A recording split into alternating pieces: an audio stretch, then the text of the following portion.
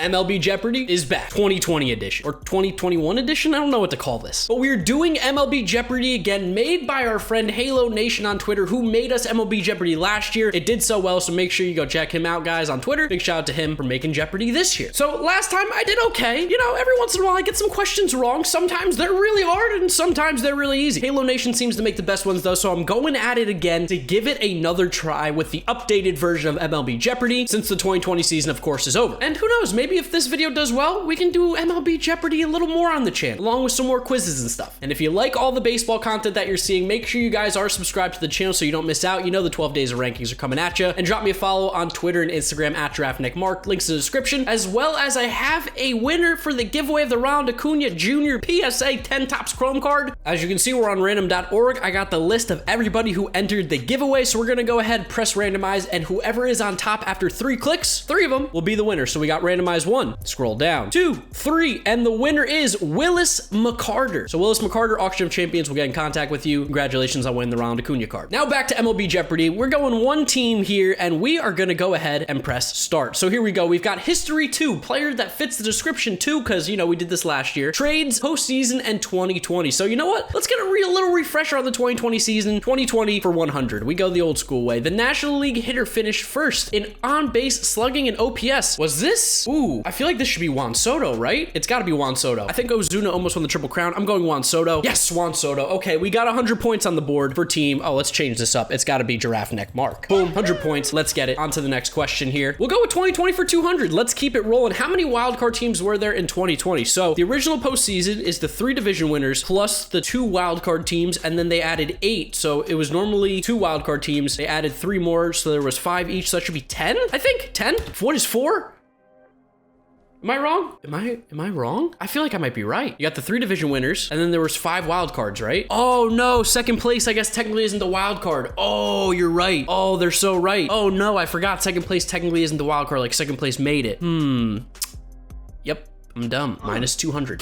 Oh man, that's a tricky question though. That's really hard wording, especially with how 2020 was. Okay, 2020 for 300. Let's go ahead. This National League player hit the first walk-off homer by a visiting team in Yankee Stadium history. Oh, it's my New York Mets, Amed Rosario. Show me Amed Rosario. Yep, easy. That was about the only thing he did right this year, but he did give us a walk-off homer in Yankee Stadium, so that's fantastic. Amed Rosario plus 300, back to 200 points. 2020 for 400. This team had the worst run differential in 2020. Guess the run differential for double the points. Okay, I think it's gonna be... Oh, this one's tough. I think it's gotta be the Pittsburgh Pirates, and I'm gonna say it's minus 124. Pittsburgh Pirates 124. Rangers negative 88. Oh, the Rangers were worse than the Pirates? I mean, that's a tough question. That's fair, and we're back to negative 200 here. Not doing so swell after 2020. 500 though could put us back above positive. Despite batting 199 in the 2020 season, this player led the American League with 49 walks. Why do I think that this is Carlos Santana? I think this has to be Carlos Santana, right? I'm gonna go with it. I'm sticking with it. Carlos Santana. Yes, let's go. That's a big one. That's huge for our points right there. 500 to put us at 300 overall. Carlos Santana, I would have known this probably if it wasn't for the fact that they said 199 batting, and I've been talking about Carlos Santana being a free agent. A decent pickup. Carlos Santana, baby, 500. Let's go. All right, since we're sticking with, you know, the 2020 theme, let's go to the postseason here for 100. This team has never made it to the World Series. That's gonna be the Mariners, right? The Mariners? Yep. Who are the Mariners? Weep Serenity. My boy, Home Serenity. The Afro. Let's go. 100 points. Postseason for 200. Who has stolen the most tacos for America? I think it's Mookie Betts. I'm gonna go with it. If Mookie Betts is in my head for this, it's gotta be him. Mookie Betts. It is Mookie Betts. Let's go. Another 200 points. We're cooking. 600. 300 for postseason. Which team has never won their division yet has won the World Series twice? Easy. Shout out to my boy Ernie. The Miami Marlins. Boom. Florida Marlins. Same thing. There we go. Another 300, putting us at 900 points. We're on a roll. Sweeping the postseason. Let's go for 400 now. How many wildcard teams have won the World Series? Name half the number of teams for 200 extra points and all the teams for 400. How many wildcard teams have won the World Series? Oh, I don't even have a clue. Let's see. You've got the Miami Marlins. The Royals, I don't think were a wild card team that year. The Cardinals, I don't think were a wild card team when they beat the Mets in 2006. I'm just gonna go ahead and say 6. I can't name the teams, but I'm gonna say 6. Oh, let's go. 6. Let's go. I was right. Oh, yes. Or 6 teams, 400 points, 1,300. That was a sheer guess. I don't know where I came up with 6, but it works. We will take it. Now for postseason 500 and the category sweep, he threw the only perfect game in the World Series. It's gotta be Whitey Ford, right? Whitey Ford? Oh shit, it's Don Larson. Oh no, I think Whitey Ford. No, he threw a no-hitter, I think. Don Larson.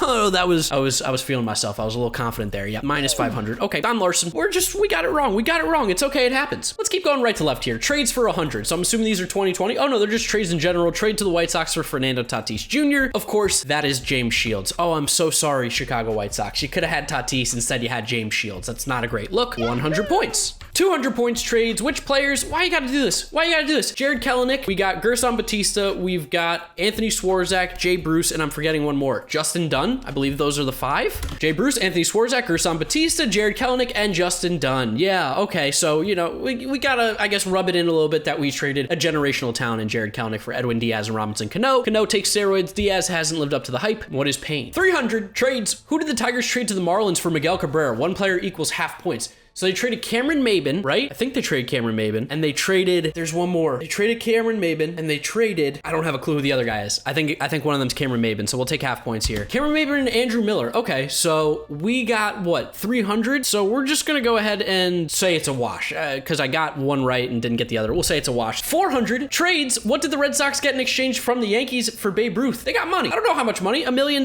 Babe Ruth? 25 grand. Okay.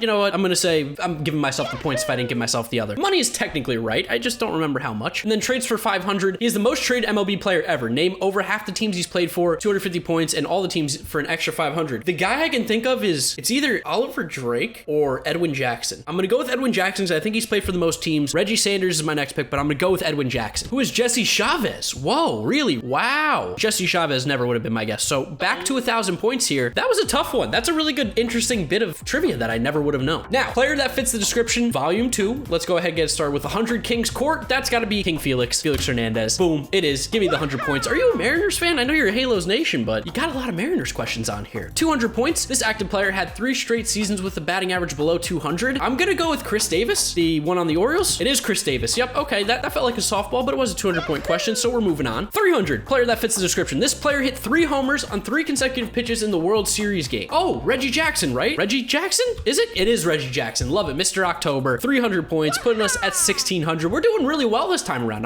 I'm surprised. I shouldn't say I'm surprised. Like, I'm happy I'm doing so well. Player that fits the description for 400. When he retired, this pitcher had faced 8.9% of all MLB hitters. Oh, this is Jamie Moyer. I don't even need to read the rest of it. Jamie Moyer was a childhood friend of one of my best friend's dads. So if you're watching that video, you know who your dad is, but it should be Jamie Moyer. It is Jamie Moyer. That dude pitched until he was what, like 57? I don't know how old he was, but he was too old and he threw like 75 miles an hour. Jamie Moyer though, good bit of information I remember that one for. And then player that fits the description for 500, single at bat by a man who is 3'7". I don't have a clue. Tiny Williams is gonna be my nickname for him. Tiny Williams? No, it's Eddie Goodell. Never in my life would I have known that. But I guess if you do know that weird bit of information, it's easy. I didn't even know that a man was 3'7" that played in Major League Baseball. There's gotta be some story to it, but it makes no sense to me. Back to 1,500, unfortunately. That one hurts. History, part 2. Here we go. This MLB player holds the record for the most postseason home runs in a single postseason, or is it in the entirety of the postseason? In a single postseason, I'm pretty sure it's Randy Arozarena. For the entirety of the postseason, I think it's George Springer. I'm just gonna say Randy Arozarena. Okay, it is Randy Arozarena. So they were talking about a single postseason. Beautiful. 200, oldest MLB stadium. Guess the year the stadium opened for double the points. I mean, it's gotta be Fenway Park, right? And I'm gonna say 1908 for Fenway Park, or it's Wrigley Field. I'm gonna go Fenway. Fenway Park, 1912. Okay, very close. We got 200 though. History 2 for 300. What year did Jackie Robinson win MVP? Oh man, what year did he break the color barrier? Why do I think it's like, why is 1947 coming to my head? But I don't feel like that's right. I'm just gonna say 1947. I could be so far off wrong. I don't remember when he broke it, but obviously we know he did. 1949. Oh, so close. Maybe 47 was when he broke it, and 49 is when he won the MVP. Oh, that's frustrating. I was so close. All right, history for 400. He was the 2006 World Series MVP. Is this David Eckstein? Is this David Eckstein? It is David Eckstein. Yes, let's go. The pain that is the New York Mets losing that game to the St. Louis Cardinals ended up paying off here. My pain comes through again in this video. David Eckstein, 2006 World Series MVP, which leads us to our last and final question, history for 200, to get us to a total of possibly 2,400 and a minimum of 14. The 1962 Mets season was the first regular season for the Mets. What was the Mets record that year? Oh my God. I'm gonna say 40 and 122. Was that they were close to being the worst team of all time. In fact, exact they might have been. Maybe the Tigers, I think, beat them in the 2000s, but I'm gonna go 40 and 122. 40 and 120. That is so incredibly close, because I guess they didn't play 162 that year. Damn it, I was so close. I was kind of right. 1400, maybe you could say I got 1600 to give me some partial credit there, but that was shockingly close that I knew that. So we end up with 1400 points, you know, give or take a few here or there if you want to give me a few extra for getting some stuff right, or give me half credit. 1400 is what we ended up with. Let me know how you did in the comment section down below. Of course, a link to the Jeopardy will be in the description as always. Big shout out to Halo Nation for making this for me again. Thank you so much. Make sure you guys are subscribed to the channel if you do enjoy it, as well as drop a like on the video. Always does help me out with getting them recommended. Drop me a follow on Twitter and Instagram at GiraffeNeckMarc, links in the description. And for Willis McCarter, check your emails. Congrats on winning the giveaway. Auction of Champions will be messaging you to get that out to you as soon as possible. Thank you so much for watching, guys. You know the drill from here on out. YouTube recommends you watch this video. This is my most recent upload, so click through those if you have not yet seen them. Thank you guys for watching, and I'll see you all tomorrow for another video. Bye.